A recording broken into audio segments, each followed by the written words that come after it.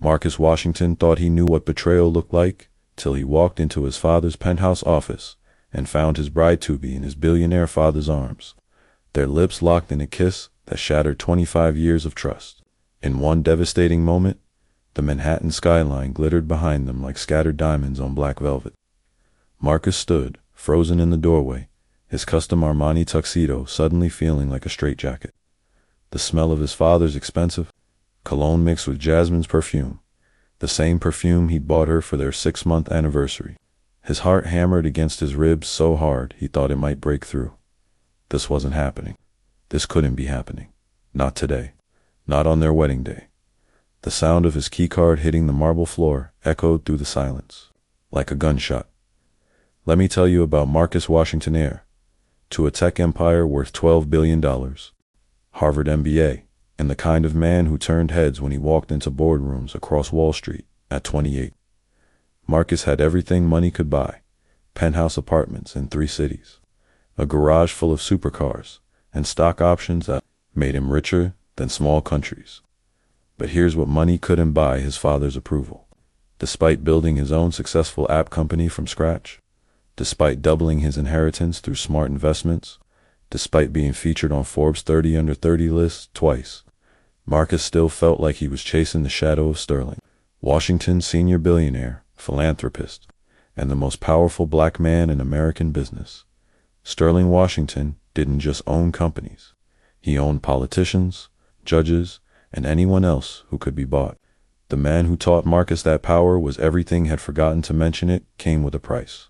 Jasmine Rivers wasn't just beautiful, she was the kind of woman who made grown men forget their own names and wedding vows.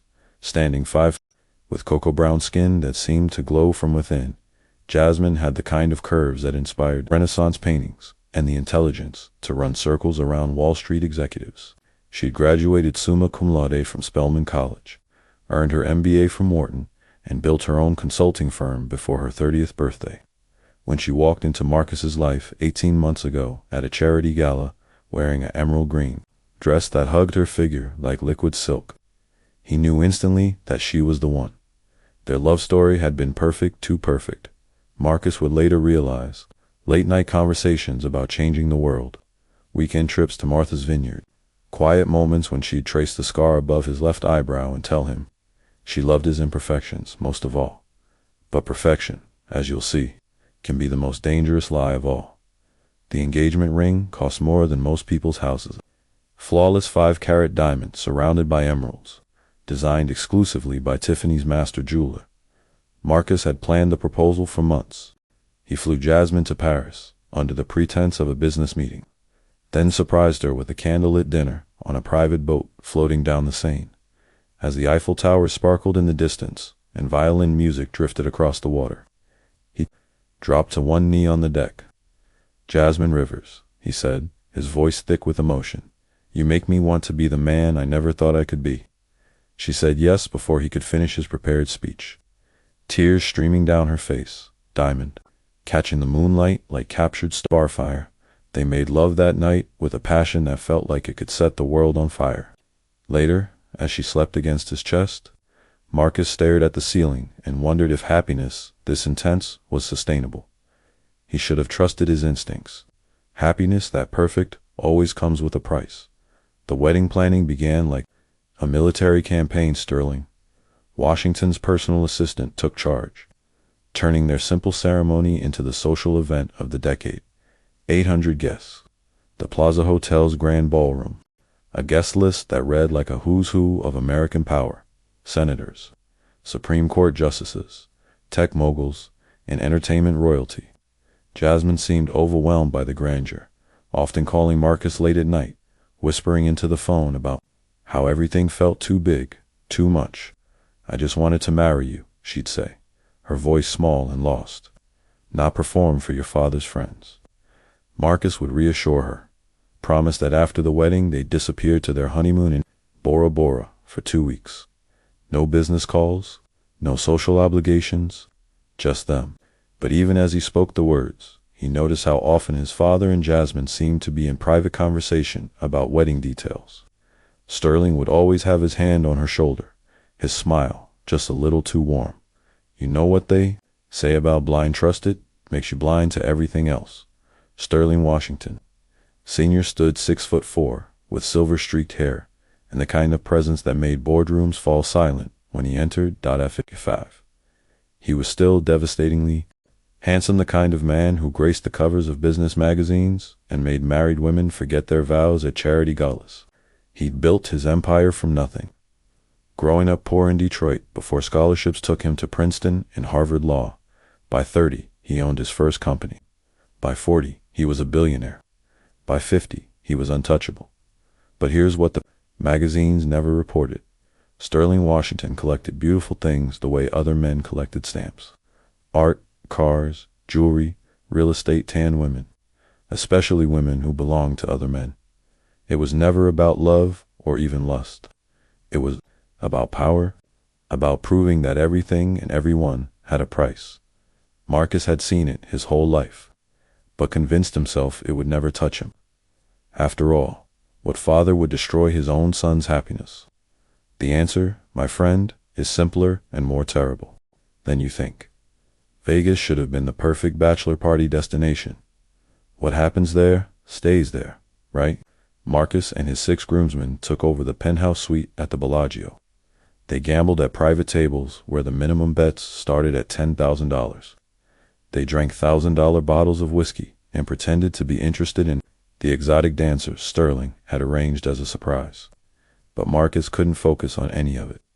He kept checking his phone, waiting for texts from Jasmine that became shorter and less frequent as the night went on. "You're getting married tomorrow, not sentenced to death," laughed his best friend Devin, slapping him on the back. But Marcus felt something cold crawling up his spine. Call it intuition, call it fear, call it the uncomfortable knowledge that his father's gifts always came with strings attached. At 3 a.m., while his friends slept off their hangovers, Marcus stood on the balcony overlooking the strip, city lights blurring through tears he couldn't explain. Tomorrow he would marry the woman of his dreams. So why did he feel like he was about to lose everything? The morning of the wedding dawned crisp and clear, one of those perfect October days in Manhattan, when the air tasted like possibility and the sky looked painted blue. Marcus woke in his childhood bedroom in his father's Fifth Avenue mansion, surrounded by trophies and photos from a privileged youth that suddenly felt like someone else's life. His hands trembled as he shaved, nicking himself twice. In the mirror, he looked pale, despite his naturally dark complexion. His eyes haunted by dreams he couldn't remember, but couldn't shake. Downstairs, the house buzzed with activity. Florists, caterers, and wedding planners moved through the marble halls like an army preparing for battle. Sterling stood in the center of it all, directing traffic with the ease of a man who controlled everything in his orbit. When he saw Marcus, his smile was brilliant and cold. "Today's the day, son," Sterling said, straightening Marcus's bow tie with fingers that lingered just a moment too long on his throat. "Today, you become a real man." The words felt like a threat wrapped in congratulations. At 2 p.m., exactly 1 hour before the ceremony, Jasmine's maid of honor burst into the groom's suite with panic written across her face. "Marcus, we can't find Jasmine." Keisha's voice cracked with worry. "She was getting her hair done. Then, she said she needed to speak with your father about something urgent. That was 2 hours ago. Her phone goes straight to voicemail." The blood drained from Marcus's face so fast he had to sit down. 800 guests were arriving downstairs. The wedding party was dressed and ready. Photographers waited to capture every moment of what was supposed to be the happiest day of his life, and his bride had vanished. Where exactly did she go? Marcus's voice sounded strange, hollow, like it was coming from someone else's throat. But even as he asked the question, he knew. Deep in his gut, where fear lives and truth hides. He knew exactly where Jasmine had gone, and he knew he wasn't going to like what he found when he went looking for her. Marcus's Italian leather shoes echoed against marble floors as he moved through his father's mansion. Like a man walking to his own execution, he checked the library first. Empty, except for first edition books and the ghosts of his childhood. The conservatory held only afternoon sunlight streaming through crystal windows. Each room he entered felt like a coffin, beautiful and suffocating. Guests were arriving downstairs. He could hear the string quartet tuning their instruments, the gentle murmur of polite conversation. His father's private office occupied the entire top floor of the mansion. Marcus had only been inside a handful of times. Sterling guarded his privacy like a dragon guarding treasure. But today, something pulled Marcus up those stairs. Maybe desperation, maybe fate, maybe just a terrible certainty that some truths can't be avoided forever. The elevator ride to the 42nd floor felt like it lasted an eternity. When the doors opened, Marcus stepped into a hallway that smelled like expensive cologne and betrayal. The door to Sterling's office stood slightly ajar, the first crack in his father's usually perfect armor. Marcus approached slowly, his heartbeat drowning out every other sound. Through the gap, he could see slivers of the Manhattan skyline, afternoon sunlight painting everything gold. He could hear voices, his father's deep baritone and Jasmine's softer tone, words he couldn't quite make out but inflections that made his stomach clench. When he pushed the door open, time seemed to stop. There, silhouetted against floor-to-ceiling windows, stood his father and his fiancée. Sterling's hands were on Jasmine's waist. Her wedding dress was wrinkled, her carefully styled hair disheveled, and as Marcus watched in horror, they leaned into each other like two people who had done this many times before. The kiss that followed wasn't tentative or awkward, was hungry, desperate, familiar. It was the kiss of two people who knew each other's bodies better than their own souls. Marcus's keycard slipped from his fingers and clattered to the marble floor like a gunshot in the silence. Jesus Christ. The words tore from Marcus's throat like broken glass, raw and jagged and full of 28 years of pain. Jasmine and Sterling broke apart instantly, but guilt hung in the air between them like smoke. Jasmine's lipstick was smeared, her eyes wide with something that might have been fear or relief. Sterling, on the other hand, looked satisfied, like this moment had been inevitable, and he'd been waiting for it with predator's patience. Marcus, Jasmine whispered, her voice breaking on his name. I can explain. Marcus laughed, but it sounded like choking. Explain what? How you've been fucking my father behind my back. How my wedding is a lie. How my entire life is a joke. He moved toward them, and both stepped back instinctively. Good, let them be afraid. Fear was all he had left now that love had died in his chest like a poisoned bird. How long? His voice dropped to a whisper that somehow carried more menace than screaming. How long have you been playing me for a fool? Sterling adjusted his cufflinks, a gesture Marcus remembered from childhood, the thing his father did when he was about to deliver devastating news with surgical precision. Since the beginning, son, Sterling's voice held no apology, no shame, just the cold satisfaction of a chess master revealing checkmate. Did you really think a woman like Jasmine would choose incentive? The words hit Marcus like physical blows. What the fuck does that mean? It means, Sterling continued, moving to pour himself a scotch from the crystal decanter on his desk, that I offered Ms. Rivers $10 million to seduce you, make you fall in love, and marry you. Consider it an investment in your emotional education. The room tilted. Marcus gripped the back of a leather chair to keep from falling. You paid her. To teach you that everyone has a price, Sterling finished smoothly, including the women you think you loved, especially the women you think you loved. Jasmine was crying now, mascara running down her cheeks in black rivers. But Marcus couldn't feel sorry for her anymore. He couldn't feel anything except the hollowing out of his chest where his heart used to be. Sterling opened his desk drawer and pulled out a manila folder, the kind of folder that contained legally binding documents and the destruction of dreams. Jasmine signed a contract, he explained conversationally, as if they were discussing stock options instead of the systematic destruction of his son's soul. $10 million to make you fall in love with her. Another $10 million bonus if she could get you to propose within 2 years. And a final $20 million if she actually went through with the wedding. Marcus's legs gave out and he collapsed into the chair he'd been gripping. $40 million. His father had spent $40 million to prove that love was just another commodity to be bought and sold. The beautiful part, Sterling continued, savoring his scotch, is that she actually started to care about you. Somewhere along the way, our dear Jasmine began to develop real feelings, which is why she came to me today to try to back out of our arrangement. The irony was, a knife twisting in Marcus's chest. She'd fallen in love with him for real, but only after being paid to fake it. How do you separate authentic emotion from purchased performance? How do you trust anything after learning your entire relationship was a business transaction? Marcus, please. Jasmine finally found her voice, though it shook like autumn leaves in winter wind. It started as a job, yes, but it became real. What I feel for you is real. She took a step toward him, but he flinched away as if her touch would burn. When did it become real, Jasmine? After the first million?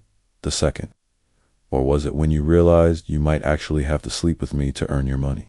The cruelty in his own voice shocked him. But pain had made him into someone he didn't recognize, someone who wanted to hurt as badly as he was hurting. It was never about the money after that first month, she whispered. I tried to give it back. I tried to tell your father I couldn't go through with it, but he said he'd destroy my business, my family, everything I'd worked for if I didn't complete the contract. Sterling chuckled from behind his desk. She's telling the truth about that part. I do so hate unfinished business. Marcus looked between them, the woman he'd loved, and the father who taught him that love was weakness. So this moment, right now, what was this about? I was begging him to release me from the contract so I could tell you the truth before the wedding, Jasmine said. I couldn't marry you with this. Sterling set down his scotch glass with deliberate precision, the sound sharp as a judge's gavel in the silence. You want to know the real truth, Marcus? The truth about why I did this? His smile was arctic, beautiful, and deadly. Because you needed to learn what I learned at your age, that love is the greatest weakness a powerful man can have. Your mother taught me that lesson quite thoroughly.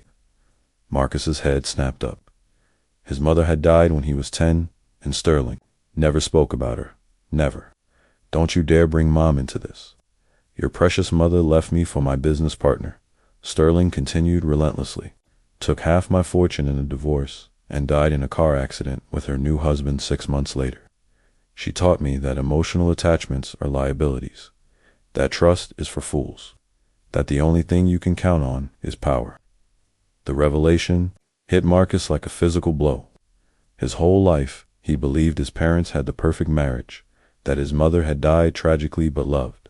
Now even that truth crumbled to ash. So you decided to destroy my happiness to teach me, what? How to be as cold and empty as you. Sterling's laugh was hollow. I decided to teach you how to survive. Scene. The guests below, 100 guests waited in the ballroom below, unaware that the fairy tale wedding they'd come to witness was disintegrating 42 floors above their heads. Marcus thought about them, senators and CEOs, celebrities and socialites, all dressed in their finest clothes, checking their phones and wondering where the groom and bride had disappeared to. The wedding party would be getting nervous. The photographers would be checking their equipment. The string quartet would be running out of processional music. What do you want me to do? Marcus asked, his voice hollow. Go downstairs and pretend everything's fine. Smile and kiss the woman you paid to destroy me. I want you to be smart, Sterling replied. Jasmine is beautiful, intelligent, and now she genuinely cares for you. The contract expires after the weddings. She keeps the money, you get a wife who understands the rules of our world.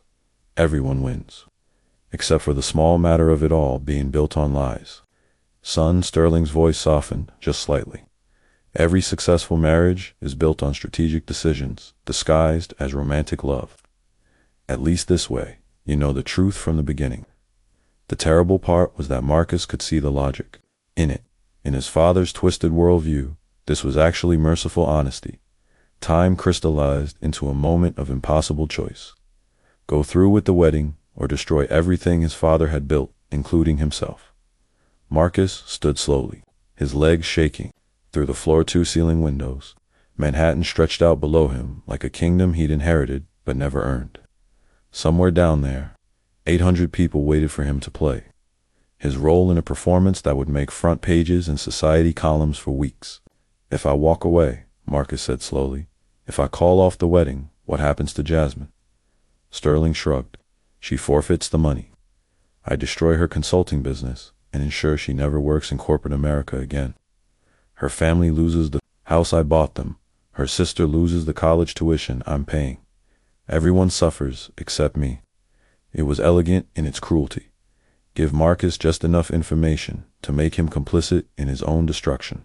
Save the woman he loved by marrying her, or destroy her by walking away. Either way, Sterling won.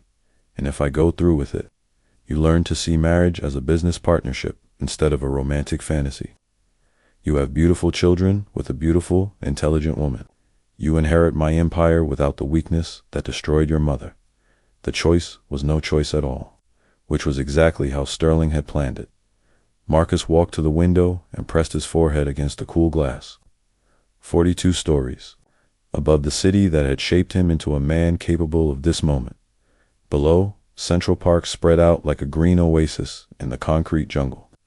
He remembered being 7 years old, flying kites there with his mother while his father worked another 18-hour day. She'd told him that love was the only thing worth fighting for, the only thing that made the rest of life's struggles meaningful. I have a counteroffer, Marcus said without turning around. Sterling raised an eyebrow. I'm listening. I'll marry Jasmine today. I'll play the loving groom for your 800 guests. I'll give you the spectacle you paid for. Marcus turned back to face them both. But I want 51% controlling interest in Washington Industries. I want full operational control. And I want you to step down as CEO, effective immediately after the honeymoon. The silence that followed was deafening.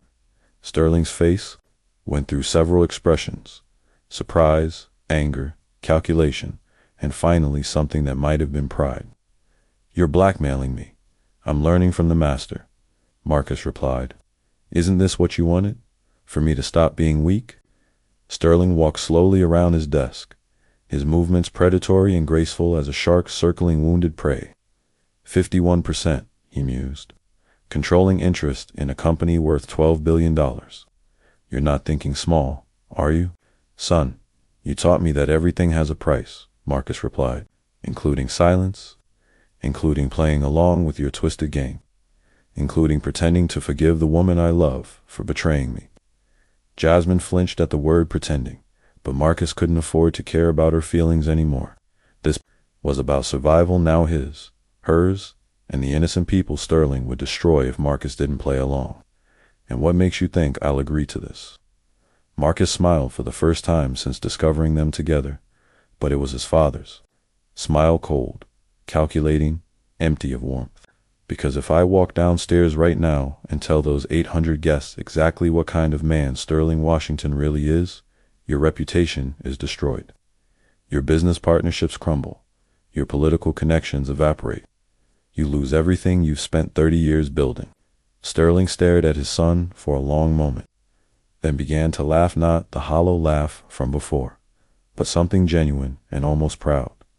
49%, he countered. And you can have operational control, but I remain chairman of the board. Deal, Marcus replied without hesitation.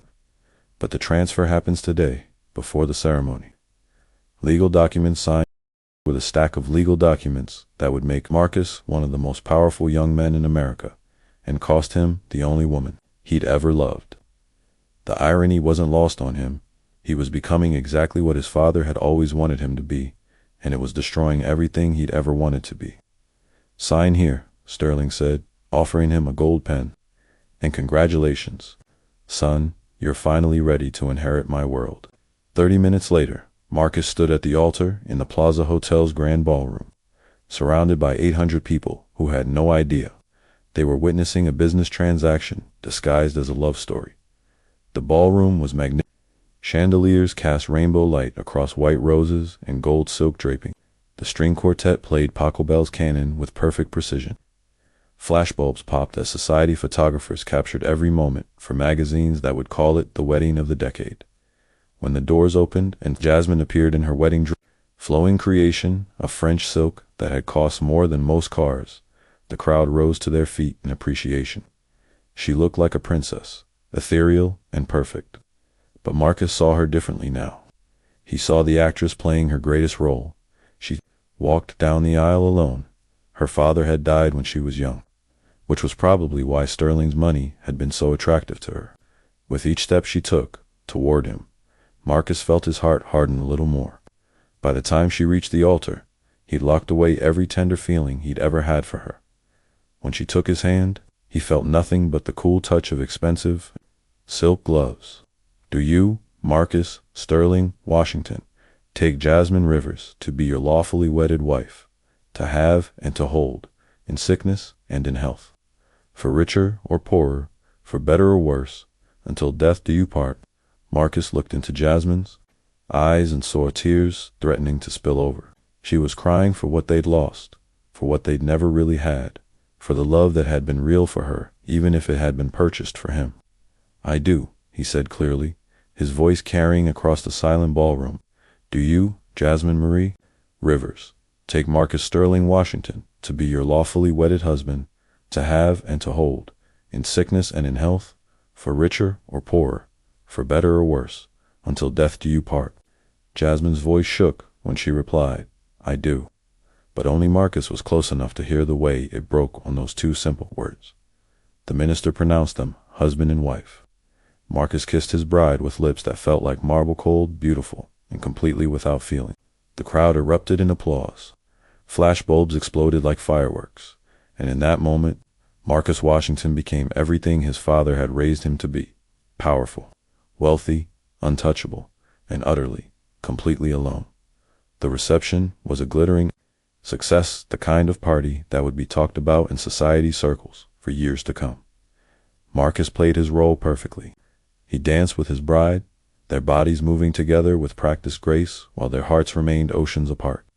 He smiled for photographs, shook hands with politicians, and accepted congratulations from business leaders who saw him as worthy successor. But during the father-son dancer tradition he'd once looked forward to, Sterling leaned close and whispered in his ear, You handled yourself well today. Your mother would be proud of the man you've become. My mother would be disgusted by both of us, Marcus replied softly, never losing his smile for the watching cameras. Sterling chuckled. Perhaps, but she'd also understand that survival requires sacrifices. Love is beautiful, son, but power is forever. As the night wore on, Marcus watched his new wife charm their guests with effortless grace. She was everything a billionaire's wife should be: beautiful, intelligent, socially adept, the perfect accessory for a powerful man. And that's all she could ever be to him, now an accessory he had paid $40 million for. When they cut the cake together, her hand on top of his on a knife handle, he wondered if she could feel how cold his skin had become. At midnight, in the honeymoon suite of the Plaza Hotel, Marcus Washington sat alone on the edge of a bed covered in rose petals, still wearing his tuxedo, holding his head in his hands. Jasmine stood by the window in her silk negligee, looking out at the city, lights that seemed to mock their hollow victory. They were married now, legally, financially, permanently bound together, but the distance between them felt infinite.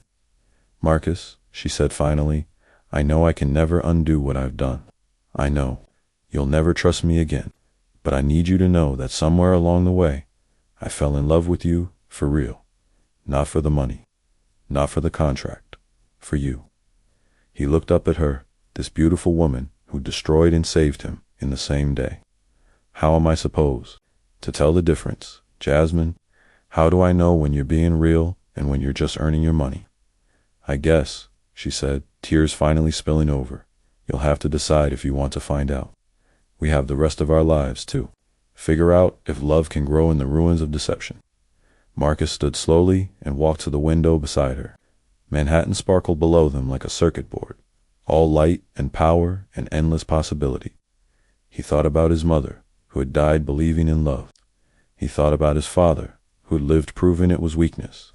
And he thought about himself somewhere between the two of them, trying to figure out who he wanted to be. Tomorrow they would fly to Bora Bora for 2 weeks of pretending to be happy newlyweds. After that, they would return to New York and begin the complicated business of building a marriage from the ashes of betrayal. Maybe, Marcus said finally, love isn't about trust. Maybe it's about choosing to hope for something better, even when you know better. Jasmine looked at him with something that might have been real love, or might have been the performance of a lifetime. But for the first time, since discovering the truth, Marcus found himself wanting to believe it was real. Outside their window, the city never slept, full of dreamers and schemers.